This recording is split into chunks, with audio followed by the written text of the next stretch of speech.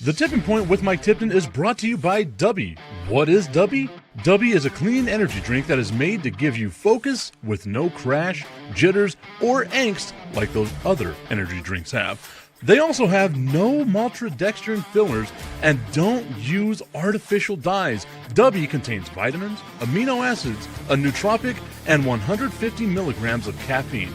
Dubby's products are made in the USA in an FDA-inspected facility that strictly adheres to GMP manufacturing guidelines. All of the flavors are unique and custom-made by Dubby, and you'll never taste our taste anywhere else.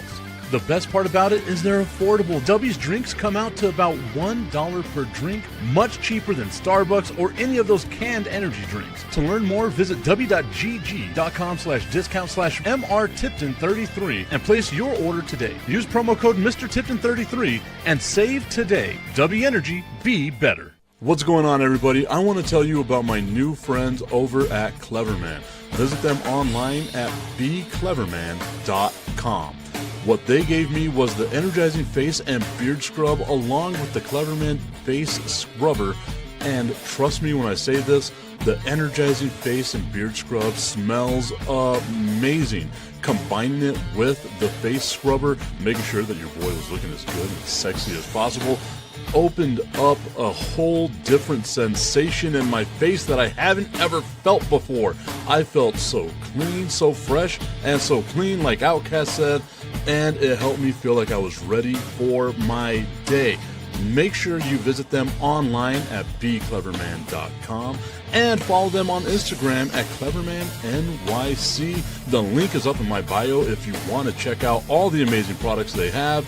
Visit them online, becleverman.com.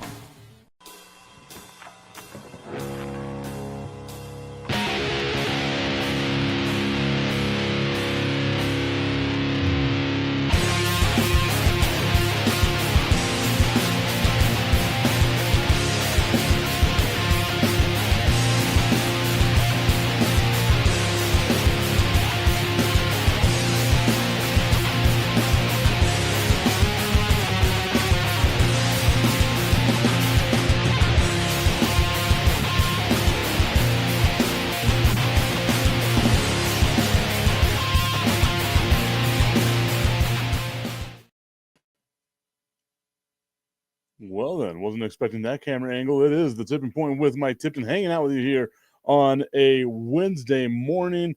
The easiest way that you can make people mad is by simply posting up a video of you being funny on Instagram. Man, people were big mad at me yesterday, Philadelphia Eagles fans especially. You must be an idiot, they kept telling me.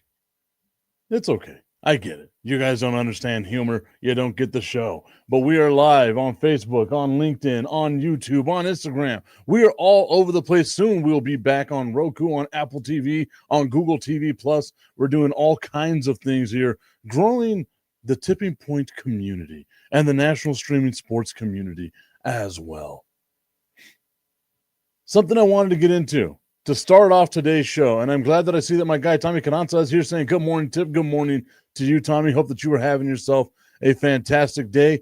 The first thing I wanted to get into was this quote, because it seems like it's going to be one of those off seasons for the Dallas Cowboys. This quote from Jerry Jones. Just because we sign him doesn't mean we're going to have him. He was hurt 6 games last year. Seriously.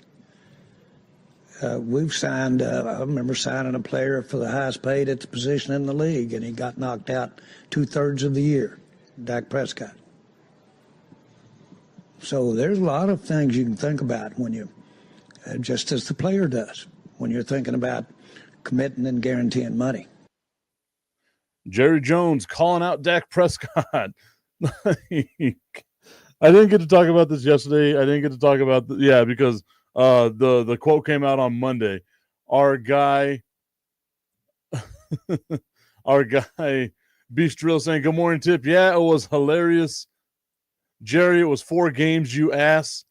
I'm telling you, Jerry is a moron. We're starting to get the Jerry Jones I guess hate or distract. I don't know what to call it exactly, but whatever it is, Jerry Jones I don't understand this, and I'm trying my best. I really am trying my best to understand part of the reason why Jerry would go into training camp and decide that once again, this was a good quote to do. Talking about the Micah Parsons deal, talking about the fact that they haven't gotten a deal done with Micah Parsons, Jerry Jones decides after a great quote, and I probably should have gotten the quote from from Brian Schottenheimer.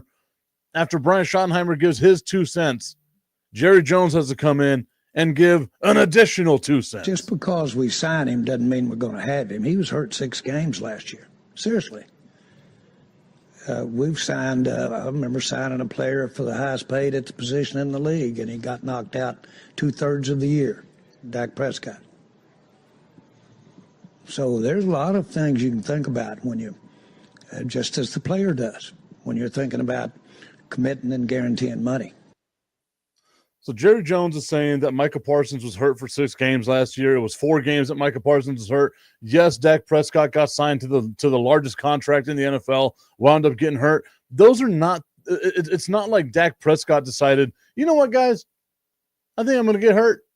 It's not like it went that way, Jerry, and it's so frustrating that that's how we start training camp with the Dallas Cowboys. Now, of course – I know how Jerry works, right? And Jerry's always going to be the guy that as long as the Cowboys are being spoken about, he's a happy guy, right? Like the old quote he said with the NFL draft, if you know who you're going to pick, why do you wait the entire time? And he said, because that star is going to be on TV as long as it possibly can. It's all about the branding. It's all about that stuff. It's all about keeping the Dallas Cowboys in the public eye, right? Like that's Jerry Jones's number one thing that he wants to do is keep the Dallas Cowboys in the public eye. And normally I'm the Jerry Jones apologist, right? Like I'm the one, I don't like this lane that I've carved out for myself where I have to be the guy that's like, no, this is what Jerry meant. And I'm trying my hardest. I'm trying to understand more what the hell was going on here. Tommy Canata saying Jerry's mouth gets more reckless with every year that passes. He's getting old. That's what's happening with that. I was trying to understand why Jerry Jones would decide that this was a good time to try to call out his quarterback, to try to say, well, even if we sign Micah Parsons, it doesn't mean he's going to play. And you had to know that Micah Parsons was going to come back at him. Yeah, there's not really much movement, man. I want to be here. I've always stated I want to be here, but at the end of the day, they sign the checks like always, and let's see if they want me to be here at the end of the day. I think they got their own timeline of when they want to get things done. At any given time, they could get things done, so I don't think that helps. I just think I'm doing this for myself and my teammates. Like I said, this isn't for Jerry. This isn't for Steven. This is for guys like Trey. This is to help guys like Donovan, Sam, guys who I know I can get better just by being here and being there for them. Everyone, like I said, everyone got a different story. There's some teams where guys like Max, where he's like, man, they knew I was coming up and they just want to take care of him. And I just say, must be nice, you know what I mean? Is it hard to be patient to try to get a deal? Oh, no, patience is a virtue. I think it's key to patience. I think life is all about patience, knowing when it's your turn, when it's your opportunity, and you maximize it. You always helped him when he's doing the rehab. Are you helping him with the contract because you got yours a little early? Yeah, of course. It's telling him to stay patient. It's coming. He's the best player in the NFL. Like, why wouldn't you pay him? For me, it really don't matter. Like I said, I've been pretty consistent. If they don't want me here, then they don't want me here. I'll go about my business. I understand the nature of the business. Like I said, as long as I'm here and under contract, I'm going to do what I have to do to perform at the highest level. But if this is the end, this is the end. There's same way that Jerry Jones and Stephen Jones and the other Jerry Jones take care of their family, it's the same way I need to take care of my family. I got my own 3 kids of my own, so we all need to take care of our own family at the end of the day. Woof. Okay, so it feels like, now you guys already know, like I'm in the camp of, I thought that there's a deal already done, right? And it's all about the media stuff for the Dallas Cowboys. There's already a deal done. either there's not a deal done or Micah Parsons is a phenomenal actor, because that really does feel like it's ready to get, like, he's ready to move on. And I was of the mindset, and like clearly I've been wrong of this, that TJ Hendrickson, Micah Parsons, and TJ Watt were going to wind up having like a waterfall, right? One of them was going to sign. It winds up being TJ Watt that signs. The rest of them were going to sign. And I thought that it was just going to be a domino effect of what happened with that. And clearly I was wrong, because Hawkinson or Hendrickson hasn't even shown up to camp. And Micah Parsons is at camp without a new contract. And here we are talking about Micah Parsons possibly getting himself a new contract, or wanting to get himself a new contract. So it feels like I was wrong. And I got no problem saying that. Or Micah Parsons is a phenomenal actor. But what I do know is that Dallas needs to get this deal done. I can't for the life of me think of a time with the Dallas Cowboys where they had a free agent on their team that everybody wanted them to re-sign, that they just didn't re-sign.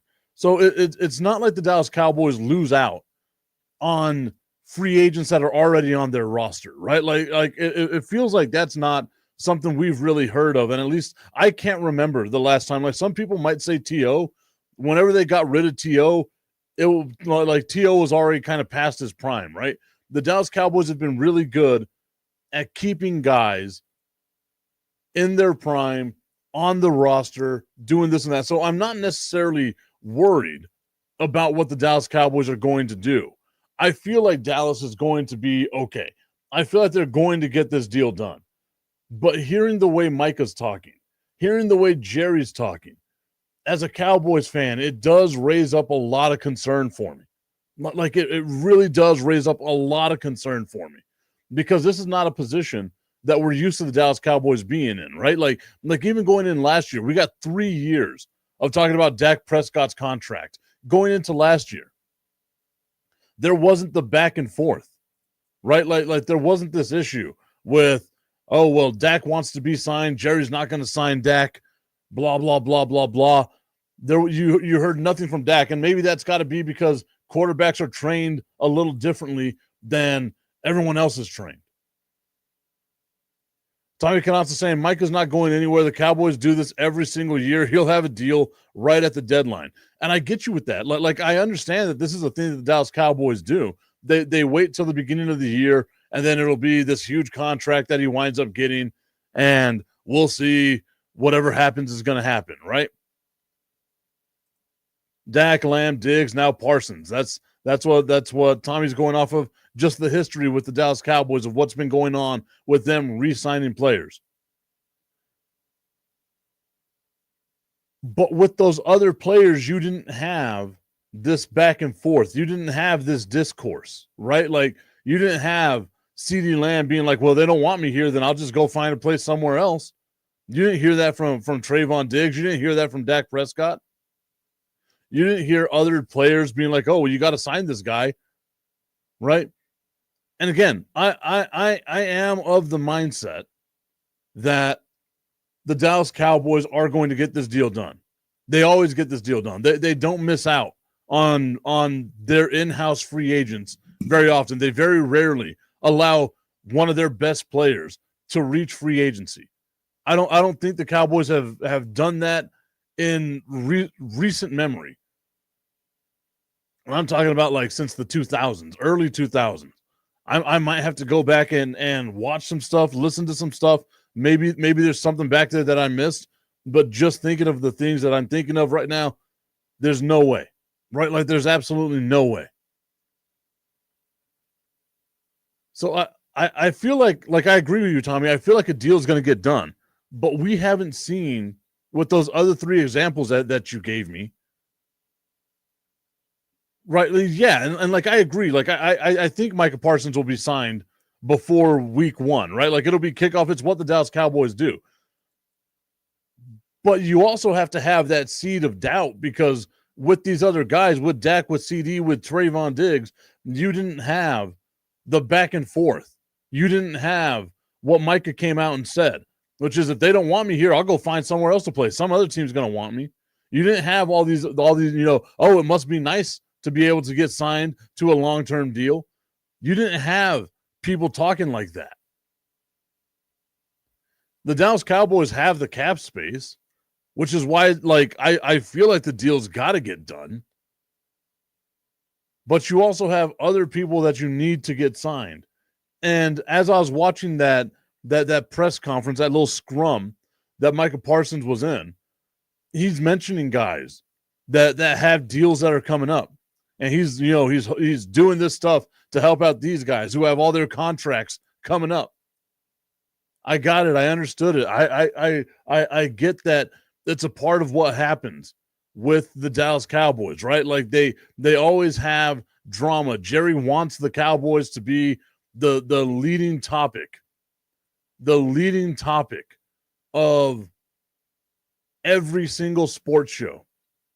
Richie going on to say Micah is also the louder of the bunch. And I think that might be it, right? Like he's got a podcast. He's used to going out, saying some outlandish stuff every now and then. But you would figure that like the diva position is always wide receiver. Like you didn't hear this out of CeeDee Lamb. Again, I agree with y'all. I think that there's going to be a deal done. I think the Cowboys would have to be all kinds of reckless and all kinds of stupid to not get a deal done.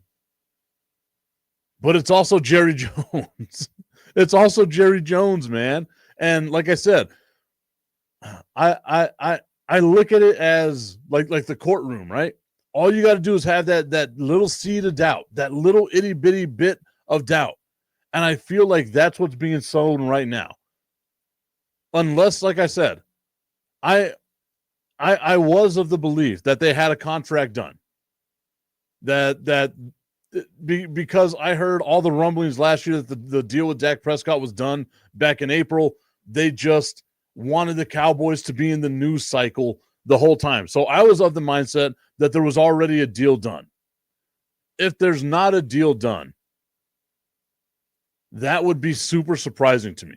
And now your window to try to get this done, like you've already seen what the contract has to be at a minimum, right?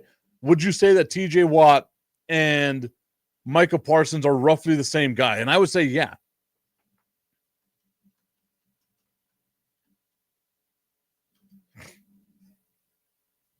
TJ Watt agrees to a 3-year, $123 million extension. That means that's got to be roughly like Micah Parsons. I wouldn't be surprised if we get a 3-year, $125 million contract, right? B. Strilla, one ass cheek, three toes. We will be doing the National Professional Sports Show a little bit later on today. Says, I think the thing that bothers me about Jerry Jones is that he may sign players at the last minute. He's also shelling out more money to sign them instead of trying to get value and the talent early. I don't know if I necessarily agree with that, right?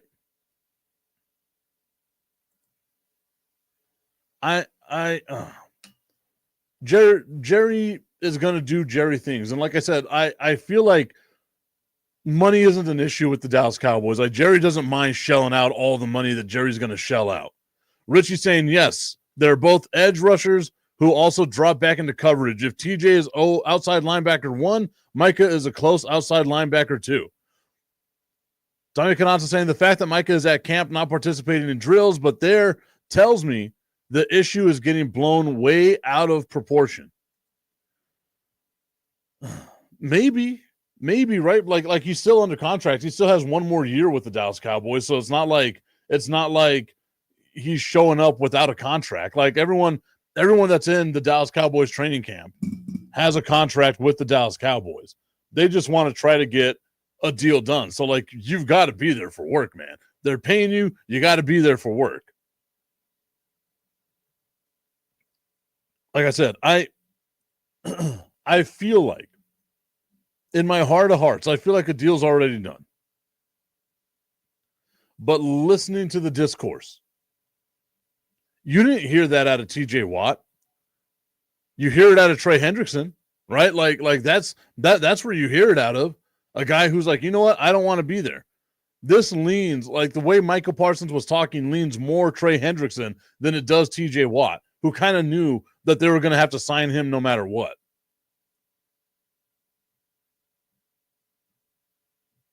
What would be?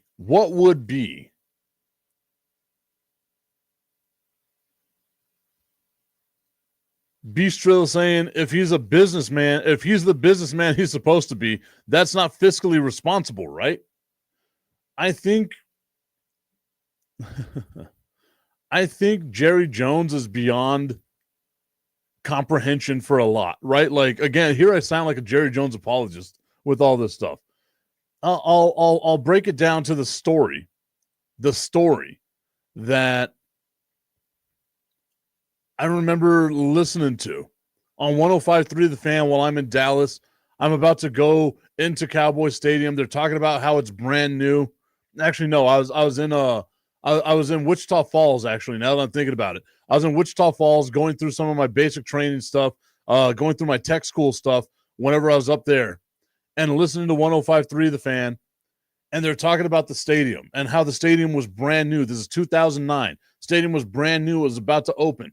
And they have this huge marble wall in one of the suites in the stadium. Like it spans a huge, huge part of the stadium. And that marble is from the same quarry that Michelangelo made the Pietà from, right? And Jerry Jones says, I want my marble slab to be from this quarry. Gets his name on the list, and they said it'll be about a 2-year wait. So Jerry Jones buys the effing quarry and moves his order to the front so that he can get his marble wall in the Cowboy Stadium in time. That's the businessman Jerry Jones is. I don't think, like you heard about what, the $240 million yacht that he has? Like, I don't think money right now is necessarily a thing for Jerry Jones. And especially a Dallas Cowboys franchise that we all know. If the Lakers sold for $10 billion, what would the Dallas Cowboys sell for? Richie going on to say, and a lot of people mix it up because it looks bad. A, they listen to their agents, and B, they don't risk injury because if they do get injured, you risk the extension being hindered. Media loves a no-show at camp. I will agree with that. Like they jump all over that. Reminds me of T.O. with the Philadelphia Eagles. That's who Micah Parsons is, though. He's always saying stuff that gets media all hyped up. Jerry and Micah are the same type of person, LOL. Yeah, it kind of feels that way, right? Like, I will say that. And again, like, if this is the case, if I am right, that they already have a deal, and they're just, waiting to announce it at the beginning of the season. Because I feel like if that's what you're going to do, if you're going to announce it at the beginning of the season, you got to kind of know what's going on. If that's the case, Micah Parsons is a phenomenal actor. Because he's got my ass fooled. And I am easily fooled. I am a dumb man. I will say that. A lot like Forrest Gump. I'm not a smart man, but I do know what love is.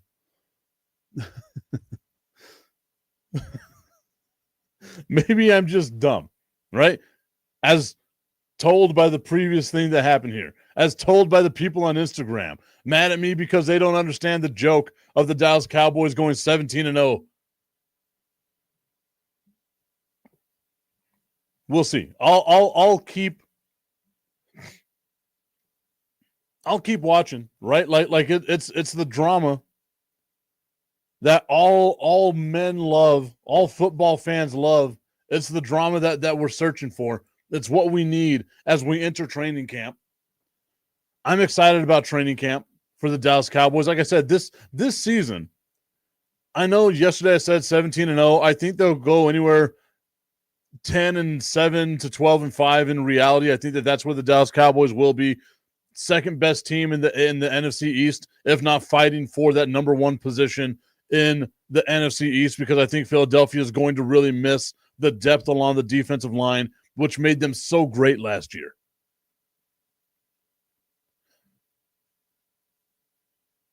I'm excited this season for the Dallas Cowboys just because last season was an absolute dumpster fire. This season probably will wind up being the same way, but I'm hopeful. I'm a happy guy. I love seeing some of the things that I've been seeing, like even George Pickens traded to the Dallas Cowboys for 2 draft picks, saying to himself that he's got no other option but to be great this year. That's the stuff that makes me super happy, super motivated, right? Even if it's a 1-year rental, which I hope it's not with George Pickens, even if it's a 1-year rental, at least it was, we're going to try to get the best out of George Pickens that we can possibly get. But I also feel like with the Dallas Cowboys, it's such a powder keg. There's so much personality there that if one guy gets injured, that's a huge part of the team, it can all just blow up right in their face. Like, I don't think there's a team in the NFL that you can say has a possible or a potential higher point than the Dallas Cowboys and a potential lower point than the Dallas Cowboys, right? Like their peak and valley, if you're looking at it like a stock chart, their peak and valley could be so high and could be so low at the same time just because it seems like it's such a volatile team. Like you don't know who to trust, what to trust on that team. And it all relies on that team doing what no team can do in the NFL, which is stay healthy all season long. You think your big stars can stay healthy all season long? You hope the offensive line can stay healthy all season long? But it just, to me, man, it really feels like with the Dallas Cowboys, you're putting a lot of hope in that basket. I don't think there's a team that can have a higher peak than the Dallas Cowboys. And as far as like a potential playoff contending team goes, I don't think there's a team that can have a lower valley than the Dallas Cowboys. Maybe we can say the Cincinnati Bengals, but I've said this before. I think the Bengals are the AFC version of the Dallas Cowboys. Joe Burrow is AFC Dak Prescott. Yes, you're going to fight me on that. You're going to say, look, Joe Burrow's made it to a Super Bowl, blah, blah, blah, blah, blah. I do not care. They are the same guy. Statistics will prove to you they are basically the same dude. Shout out to Little Buddies NM and Brit_Mac who tuned in over on Instagram. Thank you so much for supporting the show. I don't think you can share the live on Instagram, but you can like it. And I hope that people like what we've been doing over here with the Tipping Point with Mike Tipton. Okay. Spoke about Micah Parsons for a little longer. Wow.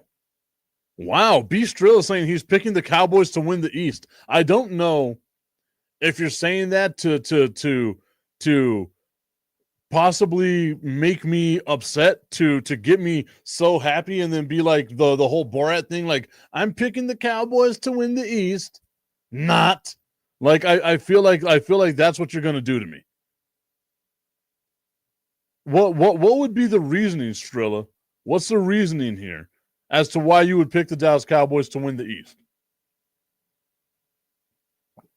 Inquiring minds want to know. Me, mainly. I want to know. What is the reasoning that we're picking the Dallas Cowboys to win the East? You already know my reasoning.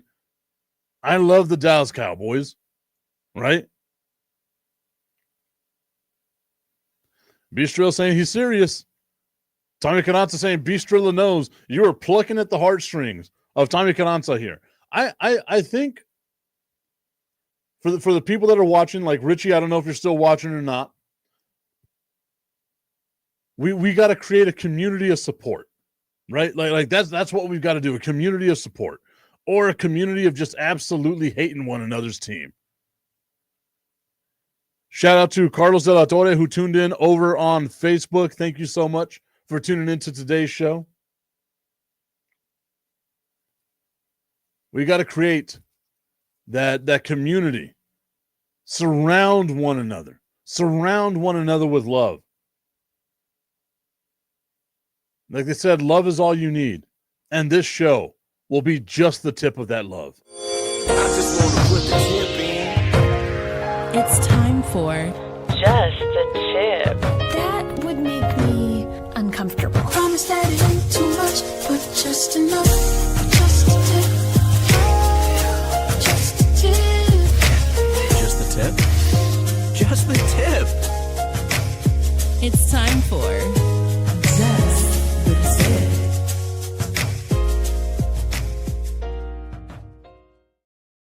Just the Tip is brought to you by our friends over at www.myhappynuts.com. Are you uncomfortable like the voice says in the production leading up into this? Well, it's probably because you got swamp ass or you've got to do the stanky leg whenever you're walking. So what do you got to do? You got to get comfortable with the comfort cream. Slather that on and it's working absolutely perfectly all day long. Your boys are nice and fresh. You're feeling nice and fresh. You add on the whole body deodorant and you are taken care of from your pits to your tip with www.myhappynuts.com. Use promo code Mike Tipton at checkout and save on all of your male grooming needs. Tommy Cananza saying, Tip, why are you so surprised? I've been saying it that the Cowboys would win the East for months, Mike.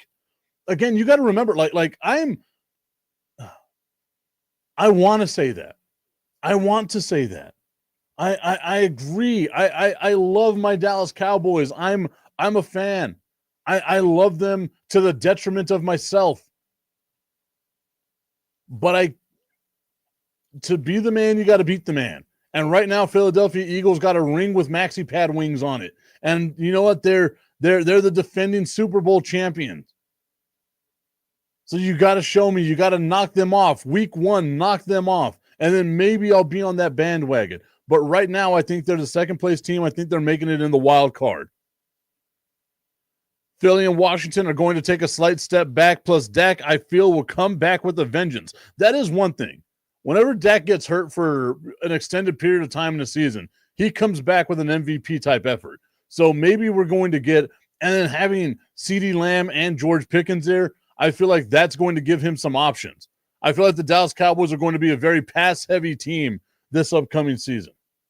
Shout out to Shugzilla, who tuned in over on Instagram. Sorry for messing up your name. I'm terrible at this, but you should know that by now if you're not new to the show. I agree that I think Washington's going to take a step back.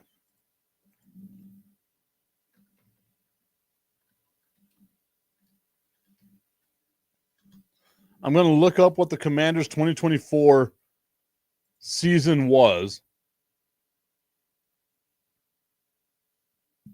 and see how many one-possession games they won.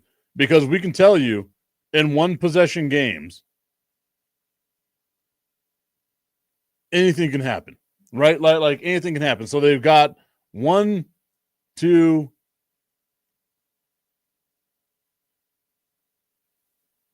man, they put a hurting on the Panthers. 3, 4,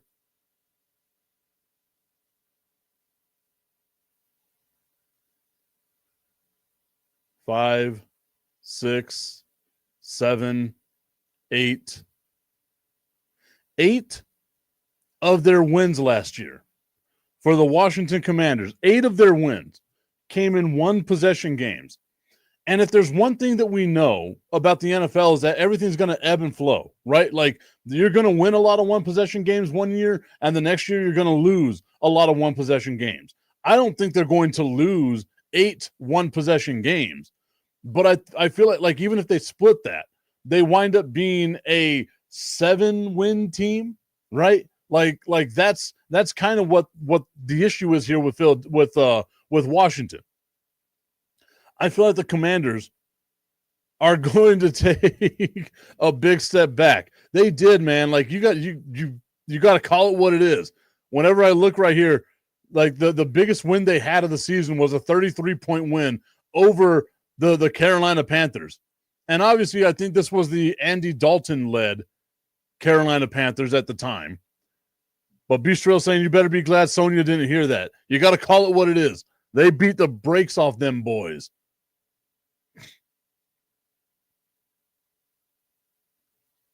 I feel like the Commanders are going to take a step back. And I've said that ever since last year with the NFC Championship game. I don't think like it's unfair. To me, it's unfair to put the pressure of where we need the Washington Commanders to make another NFC championship game, or else it's a bust.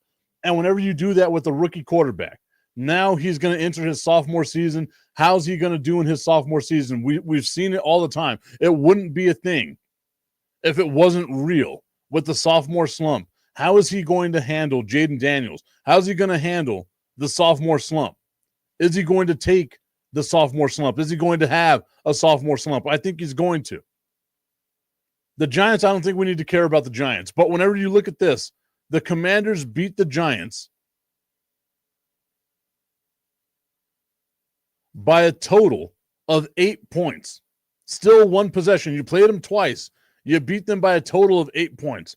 And the Giants were absolute dog shit in that division. And you beat them by a combined 8 points. And I get it. Someone's going to tell me, Tip, it's a divisional game. It's this, it's that, blah, blah, blah, whatever. I don't care about that. The fact of the matter is that you beat the Giants by a combined 8 points. 2 one-possession games against the New York Giants, who are not a good team. You beat the Chicago Bears on a last-second Hail Mary, right? The Bears, we can all say last year, they were a scrappy team, but they weren't a good team. You beat the Steelers or lost to the Steelers by a single point.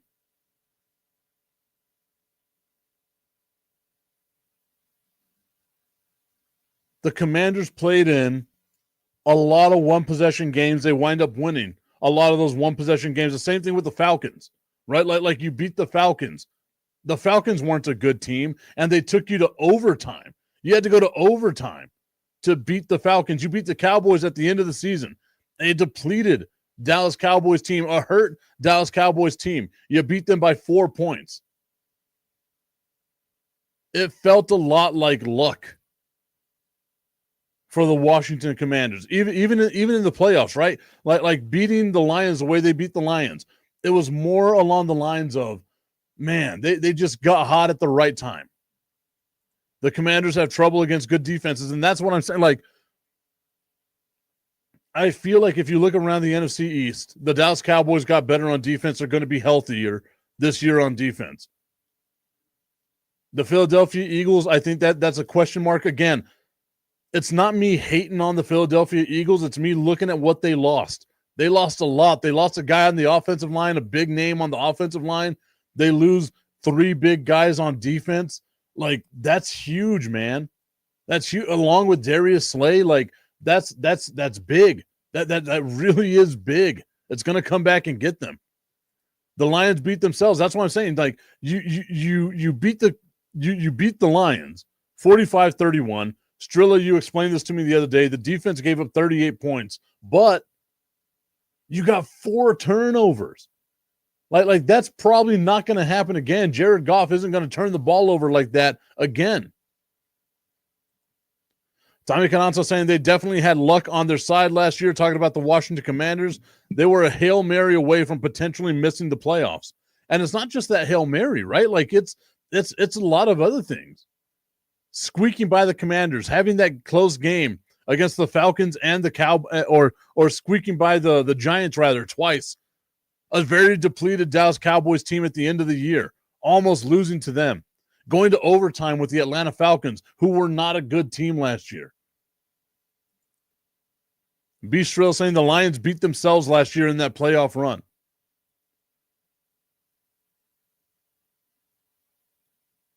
Did the Commanders beat the Eagles at all last year? I gotta look that up.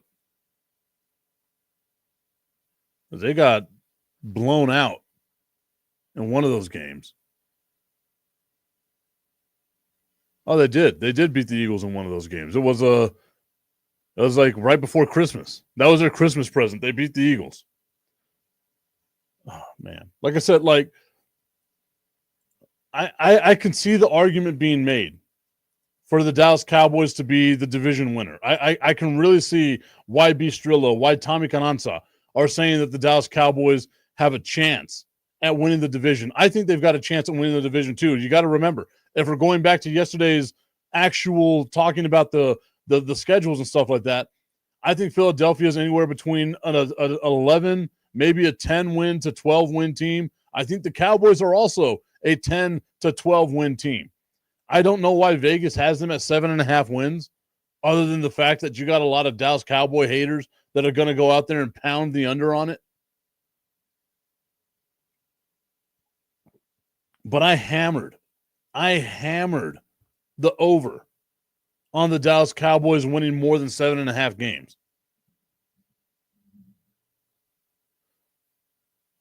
Maybe I'm talking myself into it. But again, I think I look at the Dallas Cowboys on paper and I see a super talented team. I really do. But I question the coaching staff. Tommy Cannon's saying, I don't say there's a chance. I'm saying they will. I love that. I love that so much. I wish I was a fan like you. I really do, man. I really do. I think I get in my head too much. I just sit back and enjoy it. But I also, like, I don't know. I'm different as a fan. Right? Like I don't know. I'm a little different. I don't let the team dictate my feelings. I'm not saying you do. I'm just saying I don't. I think that's what was so hard for me being an MC. I was like an MC at a local bar for like Dallas Cowboys games, and it was a really fun time. But it felt like I was the one who wasn't as hyped as everyone else. I'm playing music. I'm screaming touchdown Cowboys. This is when they had a great offense, handing out free shots every touchdown. I miss that. Maybe I'll go back to that. Tommy, if you come hang out with Dallas Cowboys Nation, I might go back to doing MC work. We'll make sure we get free shots for every Cowboys touchdown.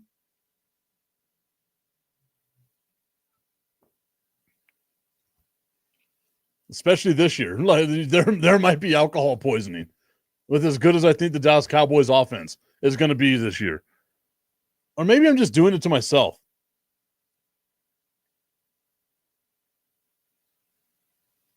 Shout out to Zystra. Jerry, I probably said your name wrong, but hey, I'm terrible at reading.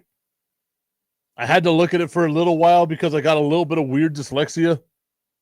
I had to look at it to make sure those letters were in the right position. Zylstra, right?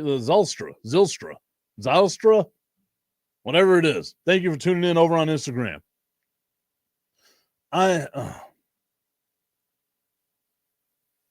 There's a shot. I'm saying there's a shot. I'm not going to say that they're going to do it because I don't want to. Maybe that's what it is. I'm being selfish and I don't want to hurt myself. I'm protecting myself and my feelings from the potential letdown that the Dallas Cowboys are going to give me. Because they've done it a lot. The Ian Mitchell Norton, thank you so much for tuning in over on Instagram. Appreciate you tuning in to the show. Please like, share, subscribe, do all that good stuff. We are live on Facebook, YouTube, LinkedIn, Instagram, all over the place. I'm just protecting myself from the hurt that the Dallas Cowboys are potentially going to give me. News coming out of ESPN that happened a little while ago. The Russell Wilson, as I said, I sound like an old person right now. The Russell Wilson got onto the America Online. Russell Wilson is going to be the starting quarterback of the Giants as camp begins, according to Brian Daboll, saying, quote, these guys will be out here competing, but Russ is our starter.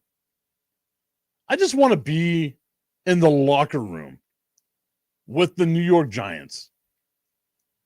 I just want to be in there with Russell Wilson and Jameis Winston and see them going back and forth at one another, trying to like outdo each other in just cheesy ass shit that they're going to say. Tommy Canazza saying, if I thought they'd be bad, I'd say it.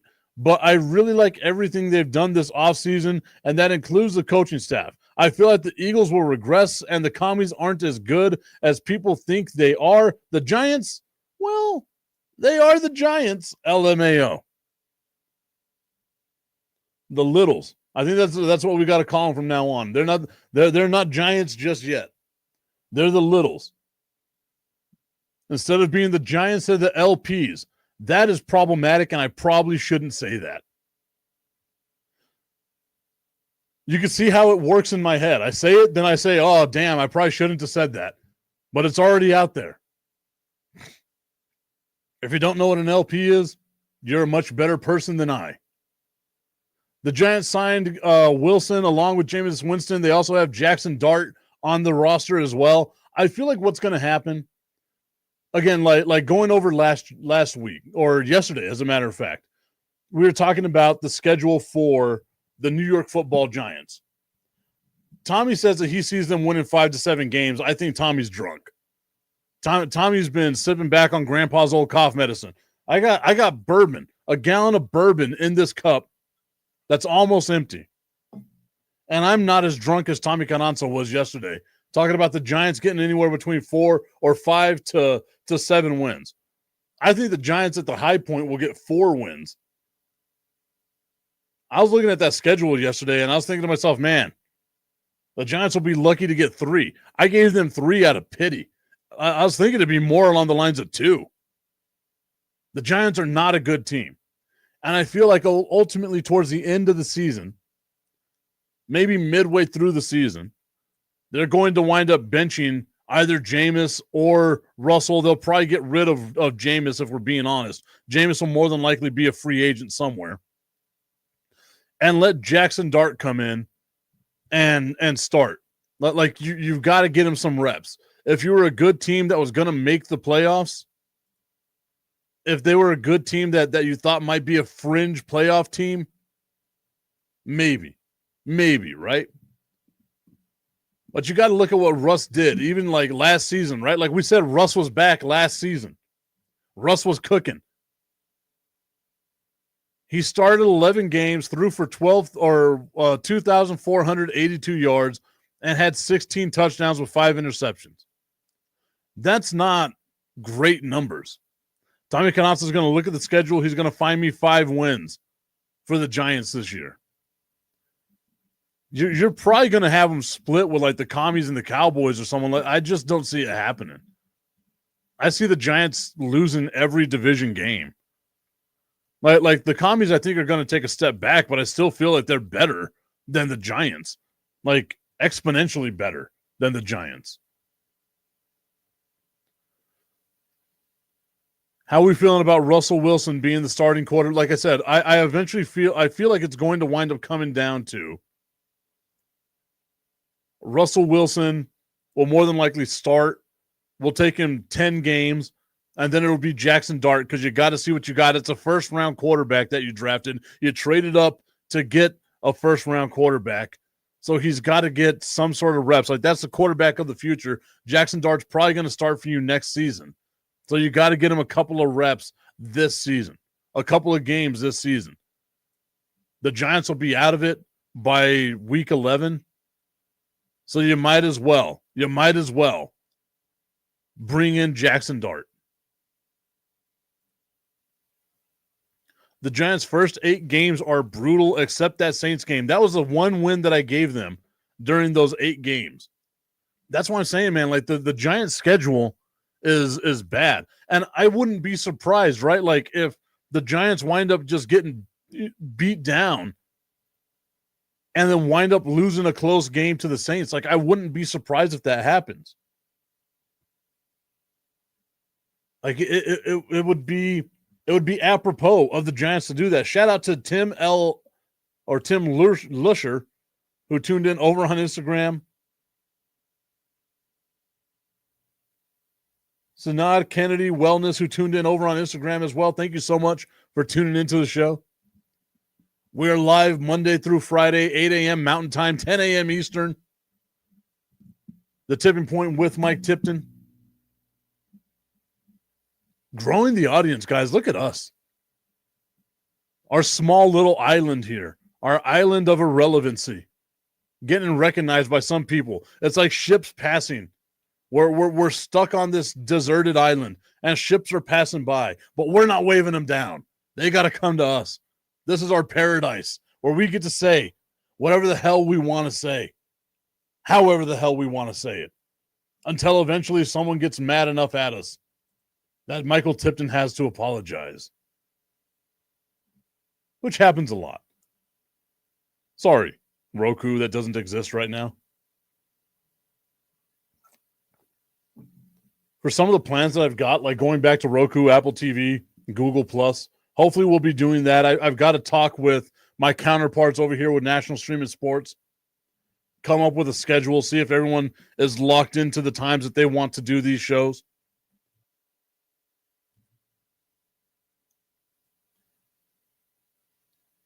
Man, I gotta try to find a way to like figure it out on how I can be a little more professional. Going over to baseball, we are close to the MLB trade deadline. I'm excited to see what the Yankees are going to do. I feel like the Yankees have to be buyers right now. Saints, Bears, Patriots, Raiders split with the Commies, maybe the Vikings, maybe the Broncos. I could see at the very least 5 games. I think the Patriots are better than maybe I'm buying too much in New England Patriots stock. I cannot see the Giants beating the Patriots. This isn't Eli Manning versus Tom Brady. Like I cannot see it, man.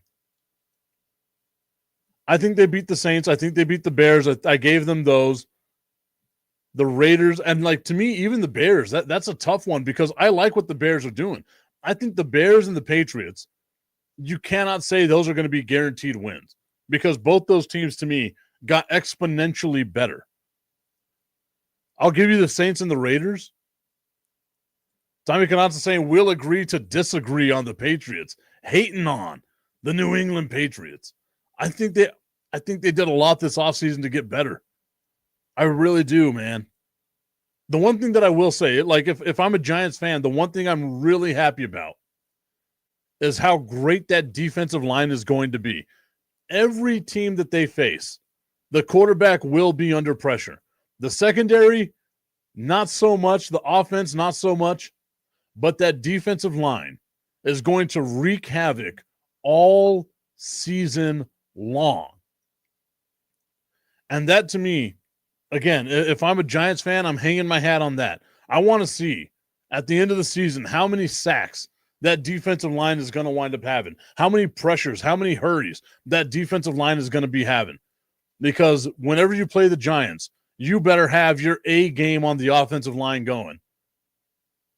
But I feel like that defensive line isn't enough to win them a whole bunch of games. I still see them as, one of the top draft pickers in next year's NFL draft. Like I genuinely do. I genuinely do.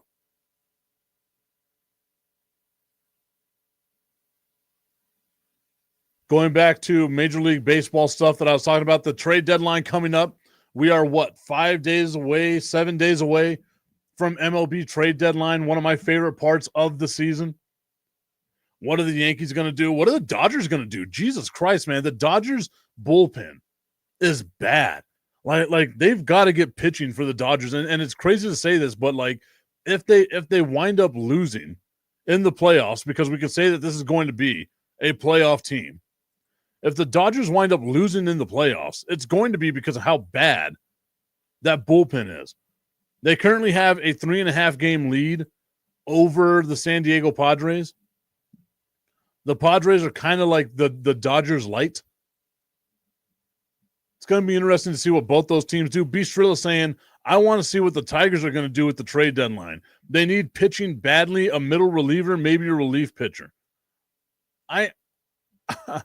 I feel like the Tigers have to be buyers, right? Like the offense is fine. But like you said, depth in the pitching rotation, that's really what they need. So I wouldn't be surprised to see the Tigers be really active during the trade deadline, but they've also got the biggest lead in all the divisions right now. They've got a 9-game lead over the Cleveland Guardians. They're one of the hottest teams in Major League Baseball. Well, I mean, they've gone 2-8 in their last 10, so maybe I got to calm down on that. But even so, even going 2-8 in their last 10 games, they have a 9-game lead over the Cleveland Guardians, who have gone 8-2. That should show you the cushion that the Tigers had. But yes, I want to see the Tigers in the playoffs. I've got I don't know what it is, but I've always had a soft spot in my heart for the Detroit Tigers. Going back to like the Brandon Inge days. Like, I don't know what it was. I think it was like Major League Baseball 2001 that made me fall in love with, or I guess not fall in love, but like really like the Detroit Tigers. They were so bad for so long. Like, why can't I think of his last name right now? The Meat Hook. Dimitri Young. Dimitri Young. That was my guy.